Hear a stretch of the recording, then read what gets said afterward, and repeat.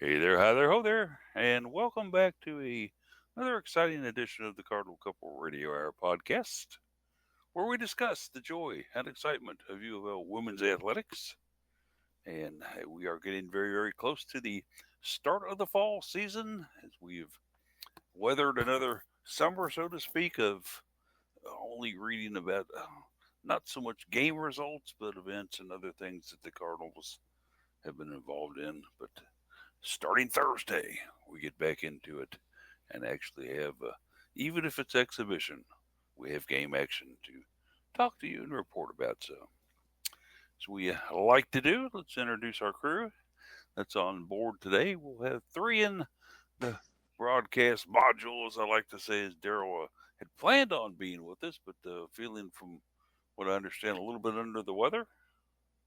And so will not be joining us today. Certainly I hope she's okay. I don't know. I didn't see exactly what was going on with her, guys. Is it a summer cold or allergies or?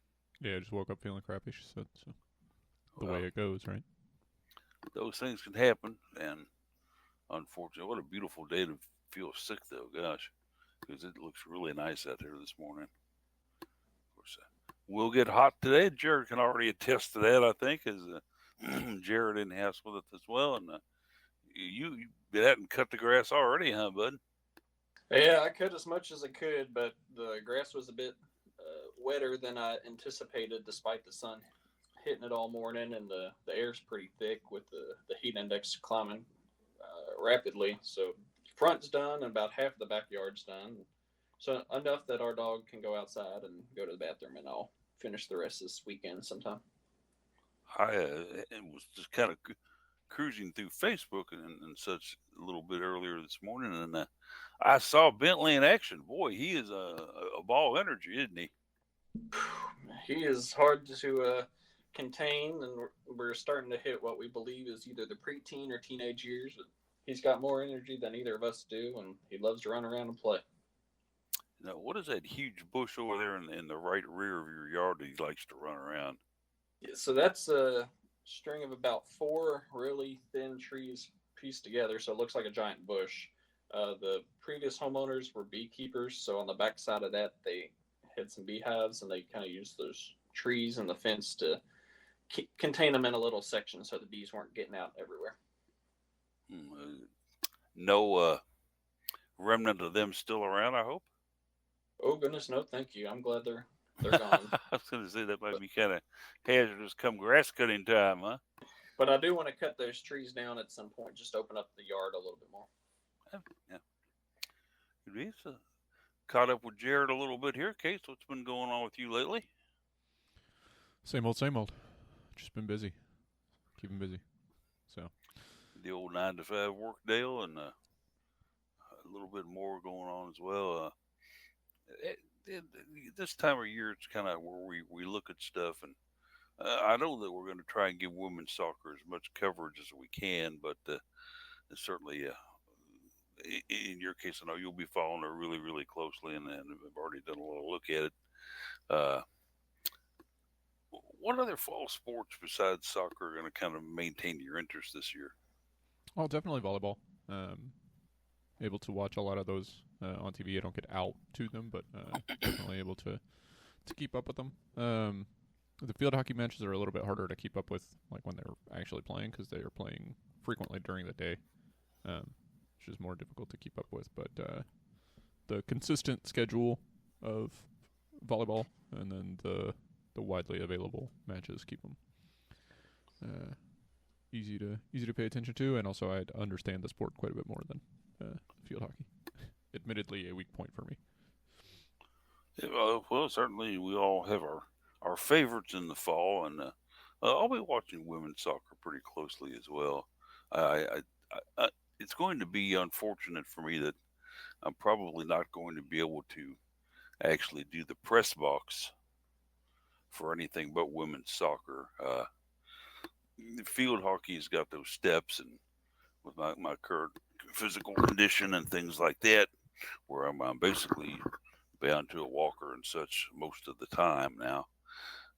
It's going to be kind of hazardous for me to get up that hill and then up those steps into the press box. So may have to pass on a few of these. Women's soccer makes it fairly easy for me to do press box accessibility, though, with the elevator that takes you to the second floor, and then, of course, the straight shot to the press box where I can sit up on the second row and watch things.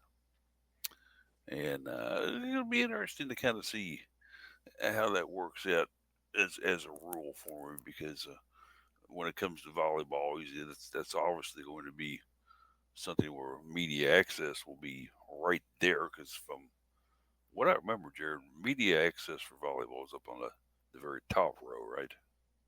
Correct. So the nice thing for your situation is the entrance to the volleyball arena is considered ground level for outdoors. So you enter, you make a right, and then you don't have to go up or down any steps. The what they consider the top row is right there. So great spot for you to go, and then the arena itself sits down almost under the ground.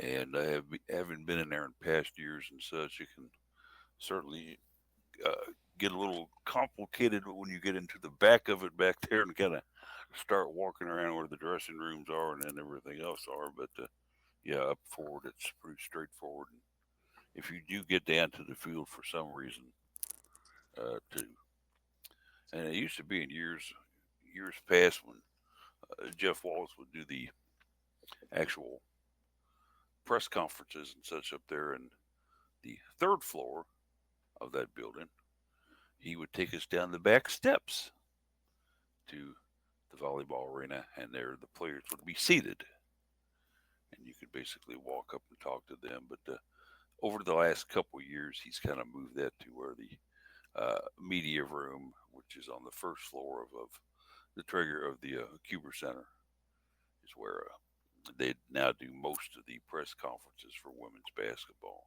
as well as I think I know lacrosse is in there. I believe women's soccer is still in there, Jared, if I remember correctly.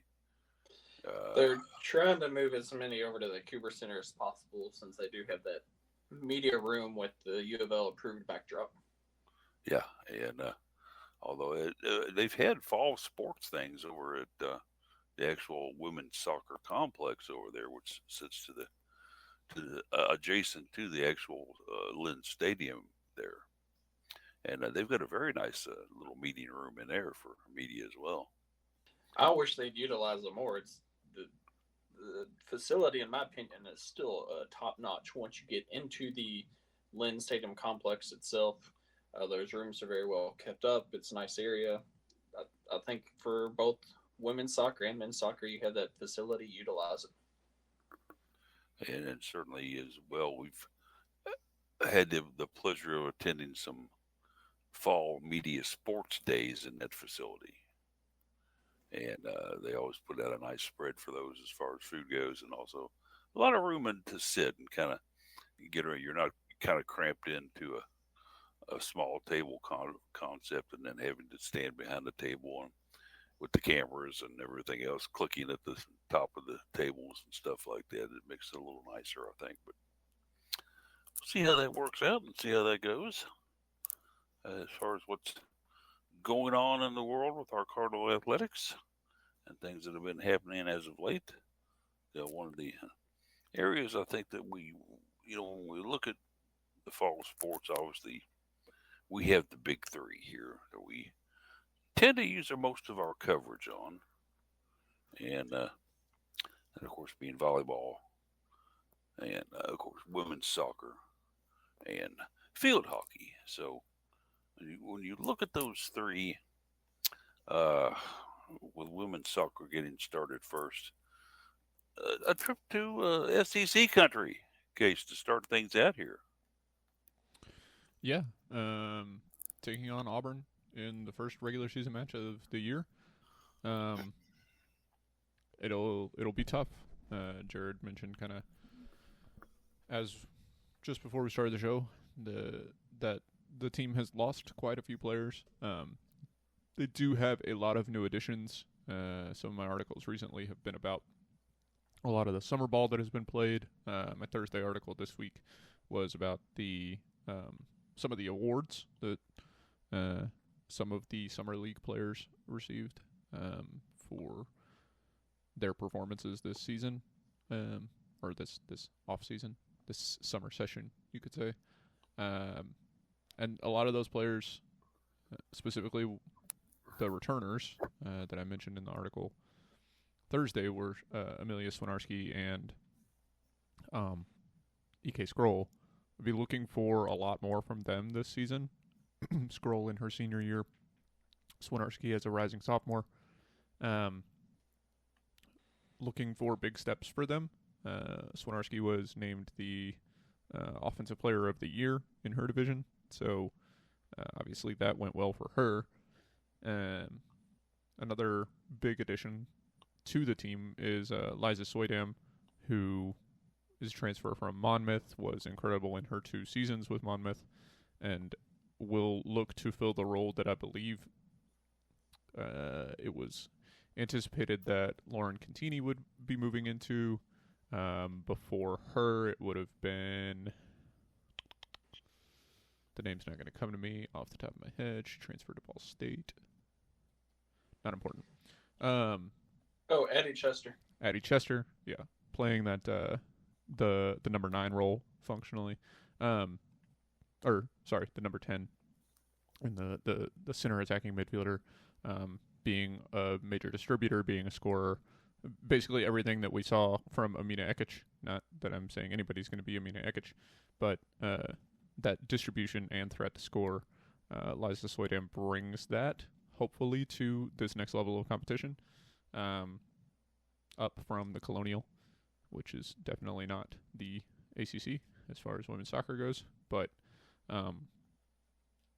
yeah, it'll be interesting. I think that when you look at this season, just like with last year, looking at the team itself and the rankings from the previous season, it's hard to say that the Louisville's RPI really equates itself to this Louisville team now because of the changes. But, we'll see. I think that in summer league play, you had the defensive core all went together to Lexington to play summer ball. That was Carson Cherry, Aaron Floyd, and Brooklyn Lee, and why is her name not going to come to me right now? Was it Lizzie Sexton or somebody else? It was Sexton. So those 4 going to Lexington to play together. Here in Louisville, it was more of an offensive contingent. You had Betsy Huckabee, A.G. Gibson, Fina Davey, I believe, and who was the 4th that stayed? Actually, there was a 5th because there was a freshman.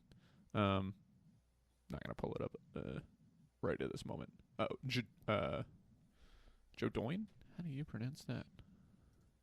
Joe Doyne? Let's see. Get a pronunciation? Jadwin. All right, Nicole Jadwin is a freshman. She also played for Racing Louisville in the summer league, just because she came down early. So she's not from here, but yeah. So a lot of the returning players saw time together, which is very good. A lot of other players went home to play. Kaylee Kimball played in Oakland. Mackenzie Giggs played for North Carolina Courage, which is not surprising. I would be stunned if after her senior season this year she is not a late round pick or an undrafted free agent signing of the Courage. She's played with their development team for 3 or 4 years and does very well. Emerson Jennings played for Indy 11 back home. She's from near Indianapolis. So I mentioned it before we started the show, but Louisville had 83% of their roster playing in summer league ball in some capacity. So a lot of touches on the ball, a lot of team unity for some of those core groups like I mentioned. And then for a lot of incoming freshmen, just more experience with developing players. So it'll be interesting. The thing I'm looking out for is the fact that there's 2 pairs of twins on the roster. Fortunately, both are fraternal, so can at least kind of tell them apart. But it's certainly not going to be simple. Annoyingly, I think I can say both of them have the same first initial. so the Pete twins are Karina and Kylie, which is like, come on now. Can't even say T, whatever. And then the Morris twins are Trista and Taylor. So again, like there's a little bit of difficulty there, but the Morrises I think are even more frustrating in the fact that one of them wears 68 and the other wears 86. Outside of the fact that those are incredibly crazy soccer numbers, that's just going to be funny to keep up with. But yeah, I mean, I'm looking forward to good it. advantage when playing against opponents. Yeah, you're really just you throw them out there quick just to moment confuse advantage, people. You just use it as a diversionary tactic. It's like fish whenever they school together to confuse predators. But yeah, I mean, looking at Auburn, we talked a long time ago about how they are coming in just outside the top 25 in last season's RPI. It'll be interesting to see really what they bring. Whether that is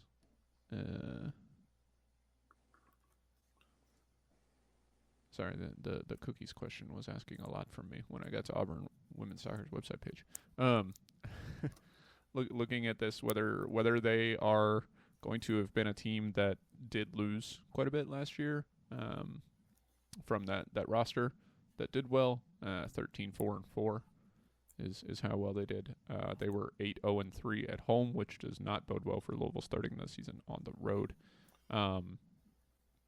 They opened their season on functionally the same day. We play on the 14th, right? So last season they opened their season at home on August 15th, a Thursday, against an ACC team. At the time, that was number 5 Clemson, and they beat them 4-0. So Clemson is usually a fairly good powerhouse there as well. So we take a look at the, and people will say, well, how often have we played Auburn and what's going on with that series and such like that. This one kind of surprised me, guys. We've only played Auburn once in history. You say that surprises you. I'm a little surprised we've played them. I see that non-conference games tend to be usually for most schools someone they can beat up on, a powder puff kind of deal. And it goes all the way back to 2021 when we played them, where we lost to them, unfortunately 1-0. But those are pretty good teams back in the early 20s for us. When you take on 2 opponents like that with SEC qualities behind them, with the SEC roster playing in a very good league, Jared, what is that a good thing to prepare your team for the rest of the schedule? Because after that, you've got 6 home games in a row. Yeah, I understand you kind of have a couple different philosophies with the non-conference schedule. You've got your coaches who schedule nothing but easy opponents just to get the wins on the board, to make sure that you have a chance to be plus 500 and be eligible for postseason play. And then you've got the philosophy with other coaches that they're just going to schedule a brutal schedule, and you're either going to learn and get better from playing top opponents, or you're going to see yourself lose game after game after game. Teeter and Sowry both go the latter of those with the tough schedules with lacrosse and field hockey. In the past, we've seen Karen Ferguson days goes with the former with the easier non-con schedule. I don't think either is foolproof in any way, and I can't really say one's better than the other. But I mean, it's a good way to test your team early on just to see what they're capable of. Karen Ferguson days, obviously the veteran women's soccer coach for the Cards. And we haven't seen any, at least I haven't seen as of this morning, any announcement on when the fall sports media day will be. No, I haven't seen anything either, which is a little Starting to feel odd. like there's not going to be one. Well, we're getting fairly close to the start of the season, even though, i- in all deference to women's soccer, they are getting underway about a week earlier than the other two that we follow closely in volleyball and field hockey. And of course, they traditionally always invite like women's golf. So they add a couple of others, uh, and they do it on the men's and women's side both. So it's usually a fairly large fall sports media day. But yeah, I'm not getting any inklings or any kind of notions that we're going to have one, and that kind of saddens me a little bit. It's been a good chance to get together, Jared. A good chance for you when you can get there to get some photos, kind of go in and listen to the coaches, and they usually bring a couple players in with them, talk a little bit about what they perhaps see the season may unfold for them. You get to answer the players some questions and it's like that. I'm just not seeing that coming to fruition yet. So No, I hopefully it mean, will. maybe they haven't had enough interest just overall in the last few years that they've opted not to do a media this year, or it could be they dropped the ball and kind of forgot about it, or we might just see where soccer will have started their season already by the time we do have a media day. I know in past years it's always been a kind of a overabundance and wealth of U of L staffers, and traditionally, really about the only media presence on those have been me and another writer who owns his own website. No, I won't hurt to mention his name. Jody Demlin usually shows up for those, so it's been he and I kind of asking questions back and forth. So maybe they've been disappointed in the lack of turnout by the rest of the media. Usually, yeah, there are the basic camera guys there for the big four networks: ABC, NBC, CBS, and Fox. But they don't usually send a side reporter for those, but just send a guy to get some film for a 30-second clip on the news that night. So, but okay, let's kind of take a look at what else is going on. Women's soccer, hopefully, will get out there, and then after those first two, you're on the road. You get yourself a little road experience there. You play a little bit on the road. Then 4 days later, after that match against Vandy, and I believe that's a Sunday match, if I'm not mistaken, the Cards roll right into the home street here. They got Detroit, Morse, Wright State, USC Upstate, Coastal Carolina, Kent State, and Dayton all coming out to take part in the matches at Lynn Stadium. And guys, out of these six after the opening, I can see the Cards easily going 5-1 here. Am I being a little overly optimistic in my thoughts here, or kind of break I it don't down think for me so. and tell me what you see? No, you've got a lot of, I don't want to say lesser quality opponents, but they're certainly not ACC, SEC caliber. I think Dayton has certainly proven themselves in the past as a quality mid major, but you're playing it on your home turf. Should be a little bit more comfortable there. You just came away from playing two SEC opponents, so hopefully you're able to maybe take a few things away from both of those matches. That I think a 5-1 record over that 6-game homestand shouldn't be a problem. Yeah, I think Jared mentioned earlier talking about the different scheduling philosophies, and this kind of feels like a mixture. In the last few seasons, we've not seen like a real high quality opponent. We've seen Dayton and Xavier, which are decent teams, but they've regularly been on the schedule.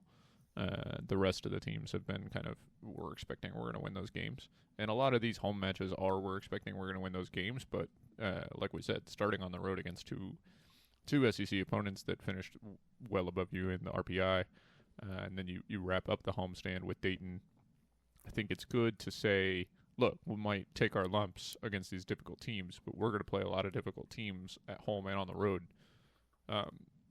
against ACC opponents. I think what I would have liked more is seeing maybe if we're going to start with 2 games on the road, maybe you start Vandy and Dayton on the road. Maybe you can get the Auburn game at home. It'd be nice to get a very strong opponent at home just to see what you can get early in the school year. You can get a lot of students to turn out. You can see what might happen there with some excitement and try to bring more excitement into the season. That's not something we've seen a lot from the scheduling recently.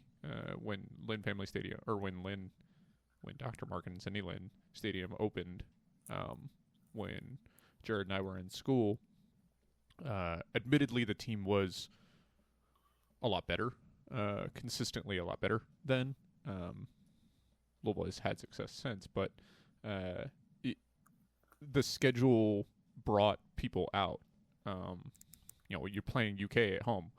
I don't even remember when the last battle for the Bluegrass was in women's soccer. The Bobby Petrino 2-10 football year. I was down at Disney. So 2019. Yeah, it was a Alabama football game, and I watched it from the hotel room, and it was if I remember correctly, double check me, it was a golden goal Cardinal victory because I started cheering and screaming and woke up the rest of the family. But no, U of L won, but I believe there's a little extracurriculars in the post-game handshake that I don't know if maybe just deterred the coaches from wanting to schedule again in the future. However, to me, neither program is a top 25 program, and neither is knocking on the door to make the NCAA tournament. So I say bring it back. 2018 was the last time that we played. I mean, it's an in-state rivalry. Like, crap happens. And every player that was associated with those teams is long gone. Like, you've almost graduated an entire class since then. And like I said, if you want people to come out, give them games to come out to. It's the, Sunday night game against Wright State, the first weekend of school. That's not bringing people out. Thursday, the first week of classes, you have a 3 p.m. match against USC Upstate. Yippee. Like, you have to feel like you look at some of these matches, you say, yeah, you get to play at home. Like, okay, well, a soccer field is a soccer field. If nobody's there a lot of the times we will see, like, sitting in the press box, you hear just as many cheers for relatively close opponents, or even the ones that travel, because, you get to make a destination out of it.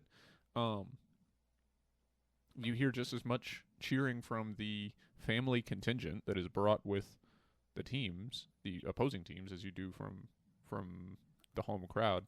And part of that is that you develop no momentum and no interest in the program and in the team among the student body.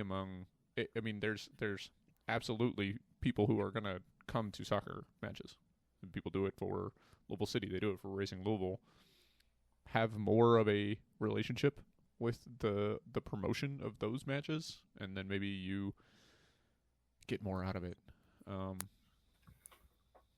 don't know. Well, you got to turn people out. So one of the things you look at here too, also, and I was just kind of scanning the schedule real quickly here, and the 18 games at away Louisville. There are no other schools in the state of Kentucky that are playing the Cards. 0. You go through the match, you go through the lists, and you're looking for a Western or an Eastern maybe, or something like that, or a Moorhead or something, then Lindsey Wilson. There's nothing. There's nothing there. Nothing there at all. So I don't know how we got away from that failure to schedule in state schools. But I certainly think that it would be something where we might boost that attendance at Lynn a little bit if we were to play a Western or an Eastern. I'm sure that they would, want to send fans in to watch their team play at a relatively close venue, and in a couple of their cases, going to the big city and maybe make a 2-day weekend out of it, or something like that, or a 3-day week out of it. Right. You've got 7 Division I women's soccer teams in Kentucky.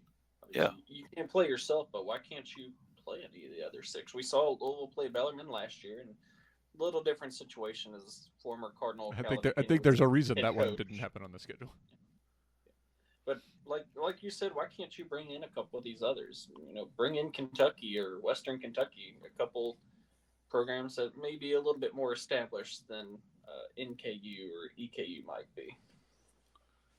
And you have to kind of wonder too: is it something that where we're getting the discussions and the offers and the invites and refusing them?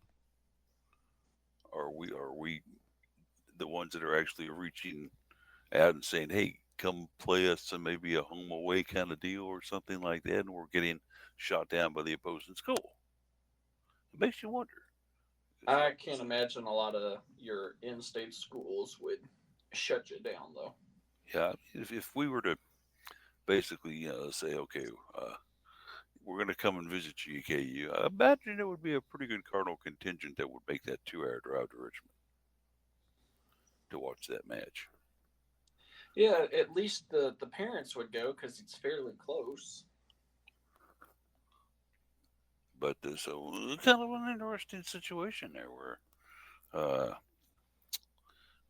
I think we'd all kind of like to see some more locality in the hits of our schedule, but certainly I guess the coaches and the staff there know basically what suits them the best. So you're starting out with I think it's 8 non-conference matches, and then you finish up the rest of the schedule with 10 conference matches. So we'll see how it goes. Certainly hope the best for us, but yeah, what I would propose is they always try and do a Thursday night or a Friday night where men's soccer and women's soccer play back to back, and we do see that is going on this year. However, men's soccer is playing USI Southern Indiana, and the women's soccer is playing Detroit Mercy. You're not really going to bring a crowd out to either of those. Men's soccer already plays Kentucky in a rivalry. Renew the women's soccer Kentucky rivalry and do that same night, both places. Oh, they could do that. No, that'd be insane. That's how you get the crowd out. I recognize, yeah, but that's how you get Butler PRP football fights. Like that's not. I don't think that's the answer. But I do absolutely agree that you'd have to make them interesting games. I mean, some of those doubleheaders, the doubleheader that opened Lynn, 2014, 2013, was that not ranked matchups? It was ranked games for both teams. Like, play good teams, make them exciting. Like, it's not exciting. Maybe you lose, maybe you don't. Like, I don't like these games. They don't earn you anything. We've seen, like, Louisville doesn't gain anything by beating Bellarmine 7-0, but you have local people come out. So what? If you beat Detroit Mercy 7-0, then you just still gained the exact same thing that you gained with Bellarmine, which was nothing. And also, there was no point because it's not like a local team. Like, I don't get it. I think.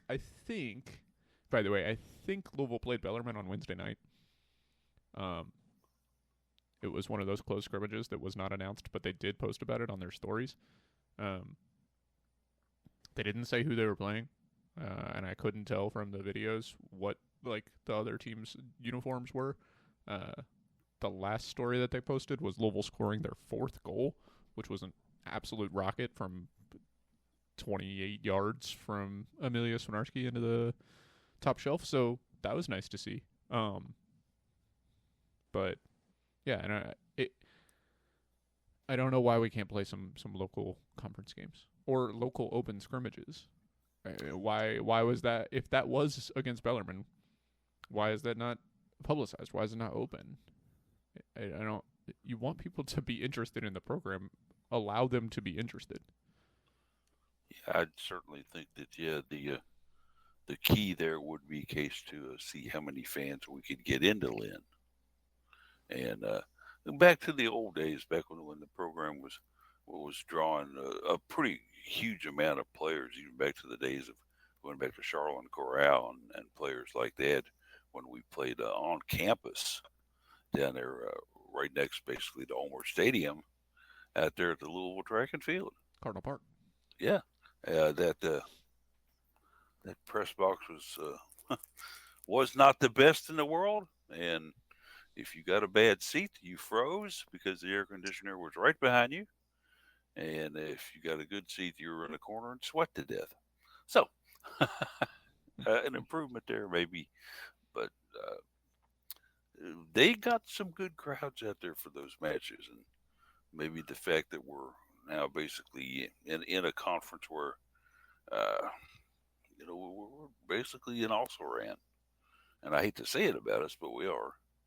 Uh, we can only hope it'll turn around, and certainly the only way it'll turn around is getting good recruits in. So let's wish them the best on that, and keeping the good recruits as well.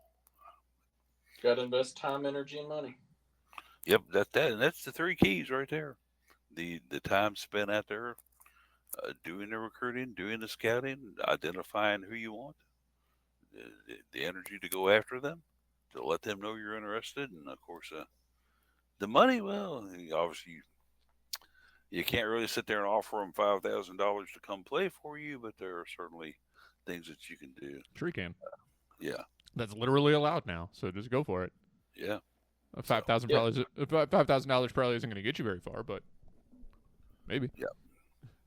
No, not when SEC softball was paying players $50,000 to come sit on the bench last year. Yeah. We'll see as I guess we get close to it, and we'll find out just how these cards are going to start out with the playing two SEC schools, and then basically not seeing any other SEC schools the rest of the way. But moving over to a different ball and a different type of venue and court, let's go to volleyball, where we had a nice article today in there about the volleyball updates, as the Cards have now got a ranking from the AVCA. And Case, you kind of wrote this one up here for us. Made it to number 4, huh? Yeah. No real surprise, I don't think, when you look back at both the news that we had already seen this season in preseason, and also looking at last season. So, Cards are runners-up to Penn State last season. They lose really the two heartbeats of the team in Elena Scott and Anna DeVere. They lose coach. So you're like, yeah, probably not going to be ranked ahead of Penn State. Nebraska gains that coach. Nebraska is also Nebraska. So you're like, yeah, probably not going to be ahead of Nebraska. And then you get the ACC coaches poll, and they rank Pitt ahead of Louisville. So you're like, well, yeah, probably not going to be ranked ahead of Pitt either. So Louisville comes in lands 4th. Nebraska, interestingly, got way more first-place votes, but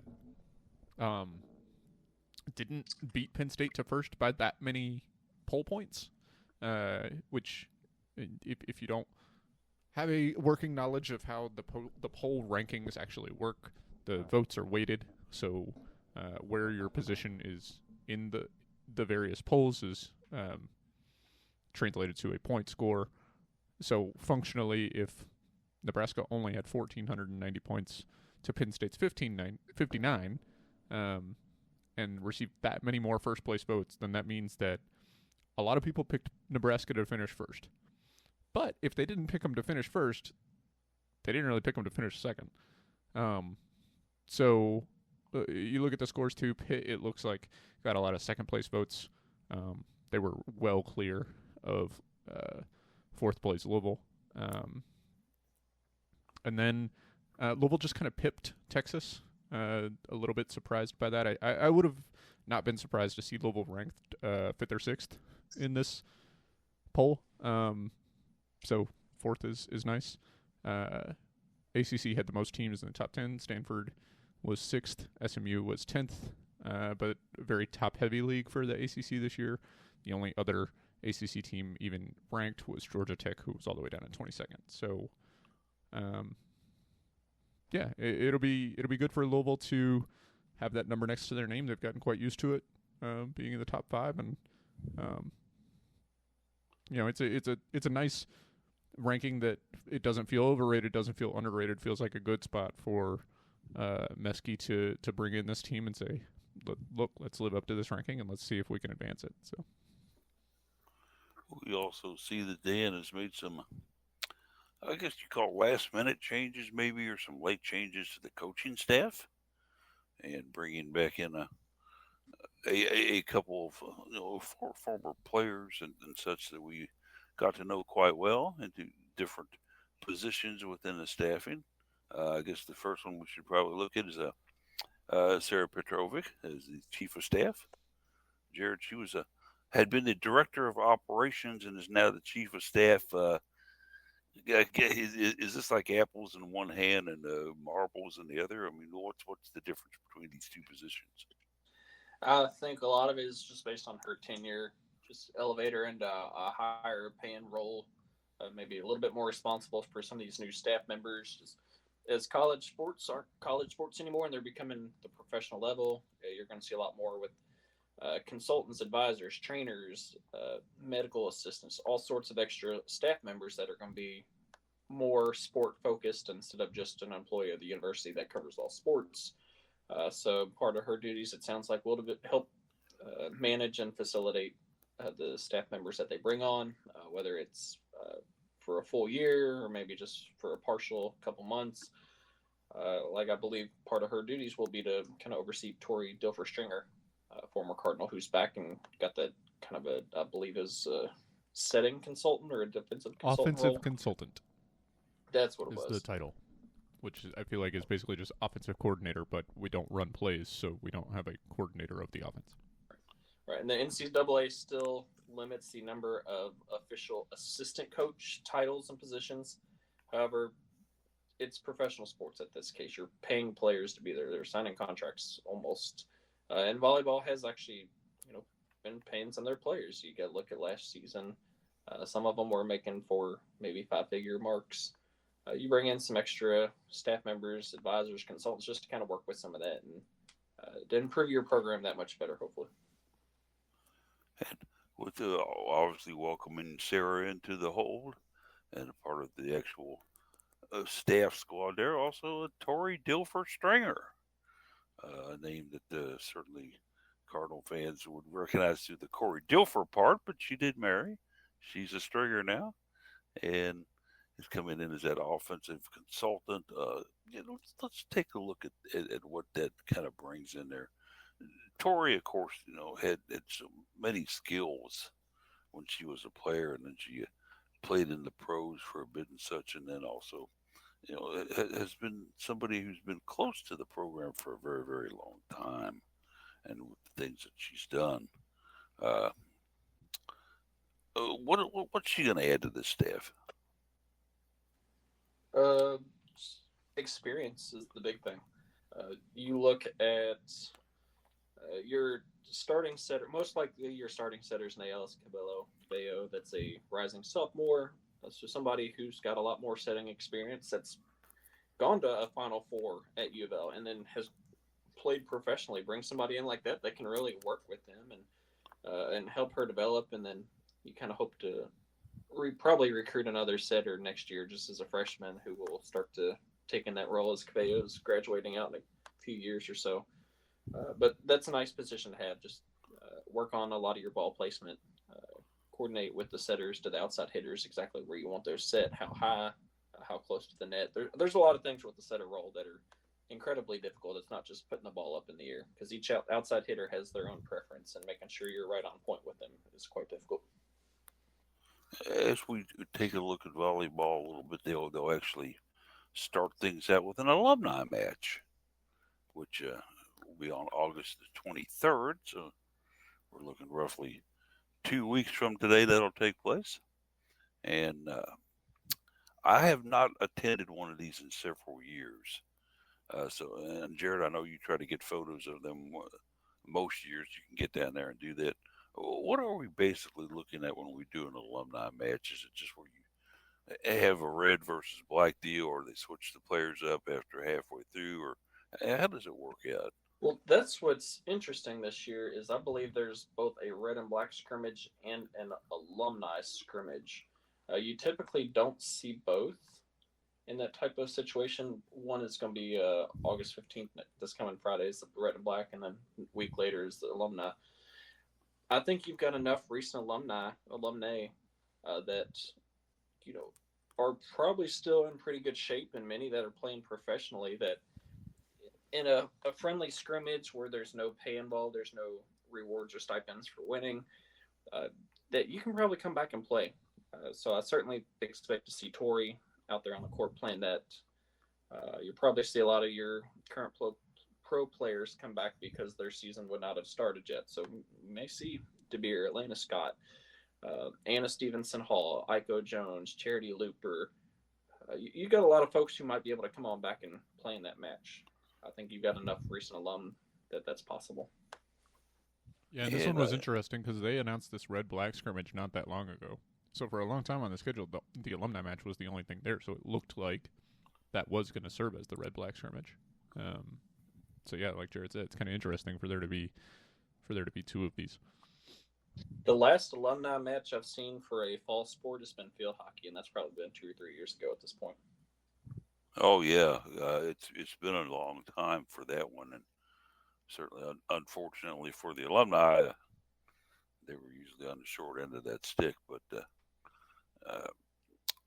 I look at to this with kind of a bit of interest to see just exactly how this red and black is going to match up as far as personnel go for the team that's going to be playing the regular team that's on scholarship right now. You could really bring in a powerhouse to face these guys. Are you talking about for the red and black? Yeah. You usually just split your current team in half, and you'll say, okay, I'll put my top sitter on this team, and I'll put my top outside hitter on this team, and I'll put my top middle blocker on this team, and my top defensive specialist on this team. And you pretty much just try and split it as equal as possible. And you may switch some players in and out each set as well, just to try and keep those balanced. But it allows more players on your roster to be able to play in what would feel like kind of a live game situation, because you'll have fans out there in the crowd cheering, and you'll just see a lot more reps because half your team is playing against you at that time.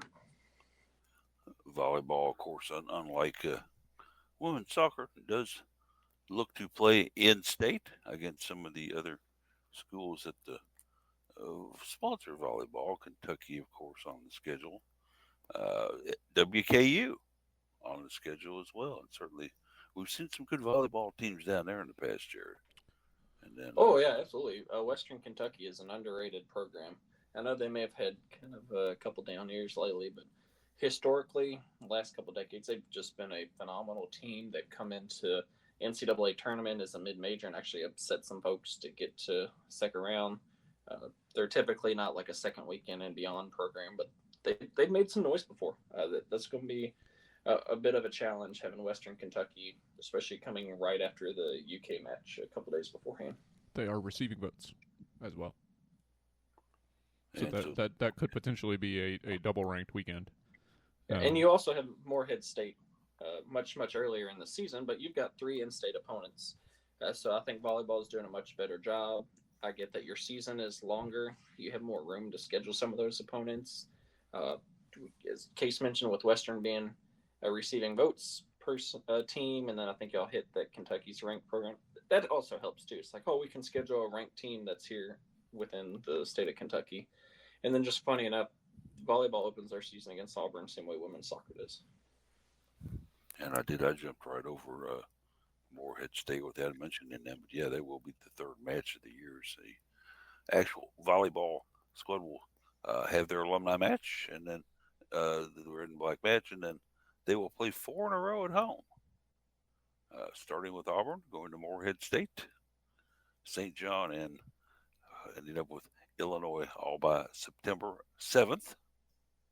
And there's some very good competition. These 4, obviously, guys. When you take a look at who they've got with obviously Auburn and Illinois, I'm not so much on St. John, but it looks like 3 of the 4 could be very challenging. Oh, the schedule is not kind at all, and your first 3, first 4, you don't see a lot of shouldn't be overly challenging. I think Illinois probably seen their better days in the past. Still formidable. Same with Auburn, St. John, Morehead State should be pretty easy. But then you get into a really brutal portion of the schedule right after that. You've got Texas at Fort Worth on a Wednesday. So it's a short turnaround from hosting with the Cardinal Classic. Then you head out to Creighton. So far, you're looking at two teams that were probably top 10 in the final polls last year. Northern Iowa, right after that. That's another team. Gave the Cards quite a bit of fit in the NCAA tournament. I think Peyton Peterson's mom is still the coach there. Rice is a little bit more of a step down, but playing out there in Omaha, it's going to play to their advantage a little bit, give the Cards some challenges. And then you come home and you play Kentucky and Western Kentucky. So you've got a really brutal non-conference schedule leading into the ACC play. Are you ready for this? Yes. So Texas 5th, Creighton 12th, UNI receiving votes, Rice receiving votes, Kentucky 7th, Western Kentucky receiving votes, and then you get to conference play. Like, hello. Conference play is gonna be a hello. Fresh air. At least you get to start conference play with before you get to the interstate, isn't it? At least you get to start conference play with BC, Syracuse, and Cal before on the road at Stanford.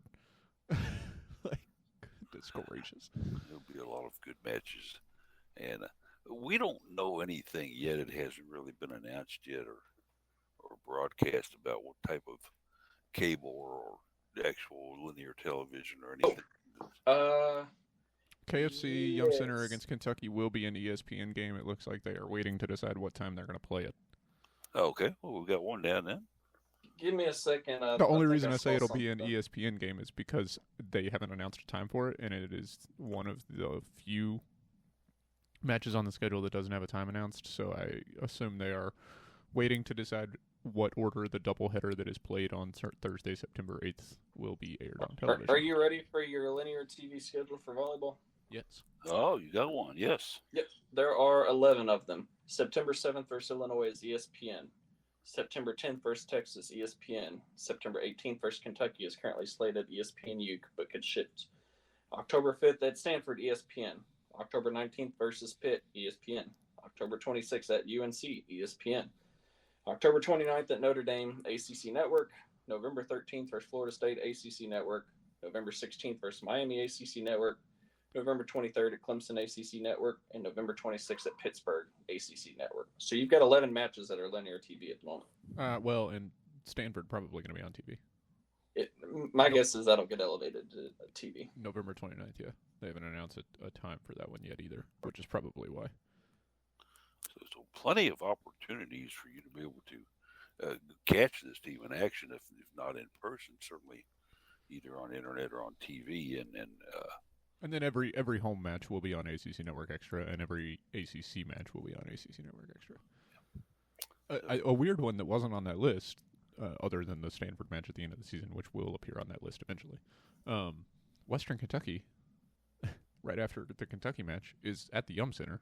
It's at 6:30 p.m. on a Monday at the Yum Center. That feels like it, on Monday night. That feels like it's supposed to be it feels like a TV thing. I don't understand.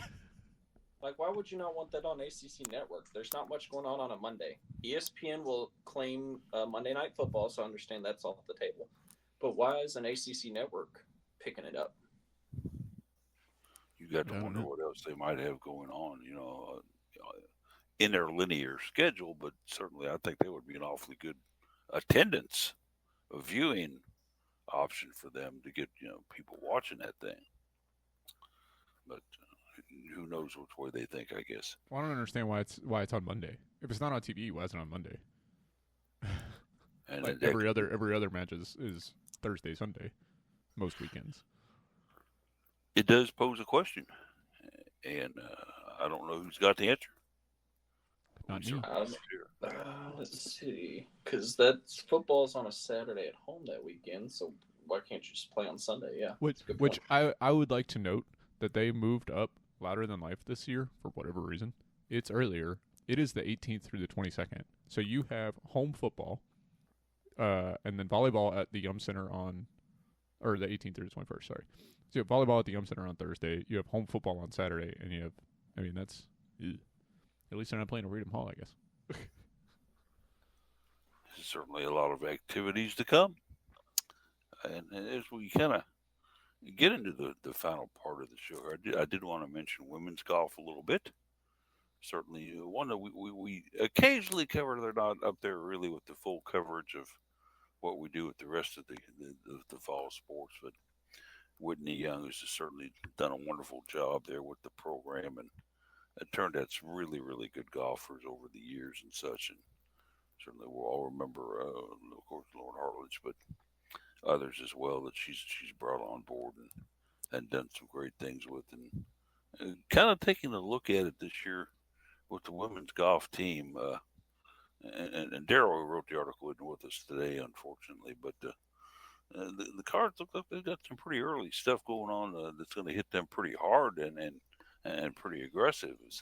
The fall season, starts in Texas as they go down to play in the Sam Golden Individual or in Invitational, hosted by North Texas, but quite a few good opponents down there in this, guys.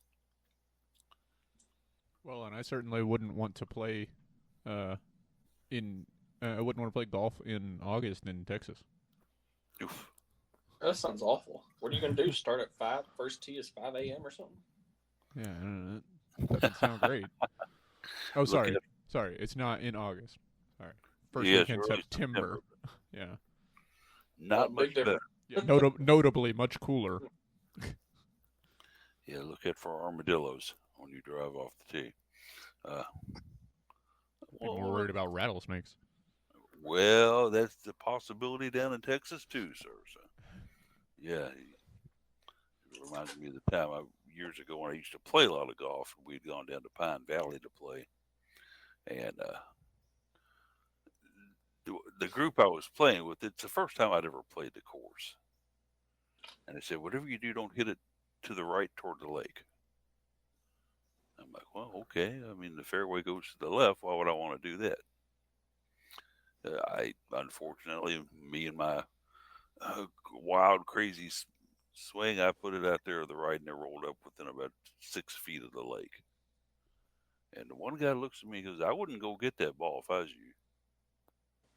I'm like, "Why not?" He goes, "There's a lot of water moccasins down there." Oh, okay. Good idea. I'm not going to go get that ball.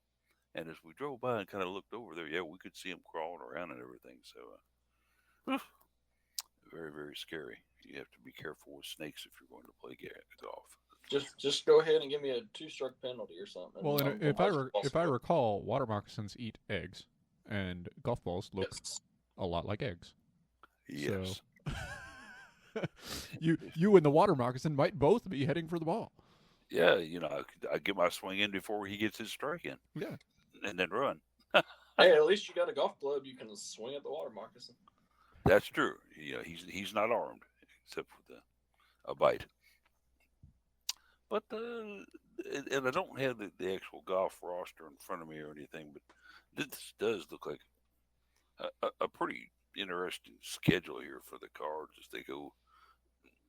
Basically, after they get it started in Texas, they go to Vanderbilt and play in the Mason Rudolph down there. A yearly event that Louisville plays in. It's a 3-day tournament, and then after that, a trip to Arkansas for the Blessings.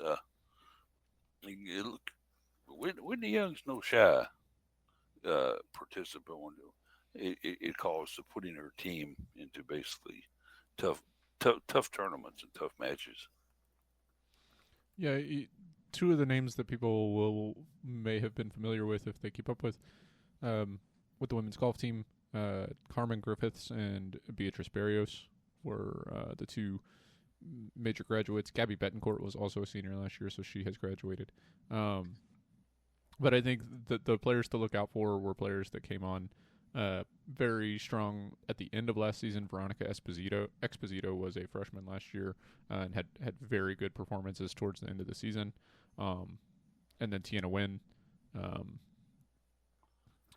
a transfer from UNLV, will be a senior this season. She did pretty well. And then Bailey Burkett, Millie Cottrell, a rising sophomore and junior. So we'll see what we get from them. But I think the players to watch and that will be carrying the team will be Exposito and Nguyen. It all starts on Thursday, folks. we'll get it underway with women's soccer exhibitions. And let's go ahead and, I guess, since we are at the witching hour of midnight, except it's noon, let's roll into our final thoughts. Case, go ahead and get us started on those. Oh, win some games, Karen. That's my final thought. Like we've talked so much about it. I've spent so much time belaboring, or bemoaning, the performances of late. And then you don't have to win the opener against Auburn. If you do, that'd be cool. I'd love to come into next Saturday's show and talk about how they upset Auburn on the road. But yeah, I mean, just win some games that matter. I can't just say win games, right? Because they've done that in the past. And then I go, oh yeah, you won some games. They didn't matter at all. But yeah, it would be good to feel like, obviously support the team, but want them to get actual success and get the good vibes rolling at Lynn again. It certainly would. It certainly would be indeed. Jared, what do you got for me? Just got to thank U of L SID Matt Paris for a little bit of help with some credential stuff. U of L switched some things up credential-wise this year, and it's caused a little bit more work for your media members with trying to get credentials. So I shot Matt Paris an email and just said, hey, I understand that maybe your big sports, there's still something going on, but I'd still like to cover all the Olympic sports and women's basketball. And he was very kind and got back with me and let me know that he would have a all-season credential for all the Olympic sports and women's basketball for me. So it just saves a little bit of a headache, especially with how many games I cover. Trying to apply game by game is too much of a nuisance. Certainly, let's hope that he extends that to Sonya and I as well. We'll see how that develops. In past years, they've kind of made it an all-inclusive for Cardinal Couple. Doesn't sound like they're going to be doing much of that anymore, though, gang. So, kind of sad there in that aspect where a lot of times we've had a third of the press box up there. So, don't know what they're aiming for, but it doesn't look like they're aiming for us. Yet we'll still cover and we'll still report on things. Other than that, as for me, just another week maintaining. Certainly am encouraged by some of the things that have been going on with as far as my kidneys go with IU. I've been talking with them a little bit, spent a couple of days up there for testing and such like that, and have been basically working with their program. They're very, very receptive and certainly have done a lot to foster my hope. And that's one of the things that they really work on up there is they try to build up the actual positive nature of a kidney patient. So hopefully that will continue, and we'll get me a new body part soon. We're certainly looking forward to that. But other than that, that's going to do it for us. And certainly thank everybody for listening. And I hope that everybody has a lot of fun watching the start of the season on Thursday and such. And until then, as we like to end with a go Cards.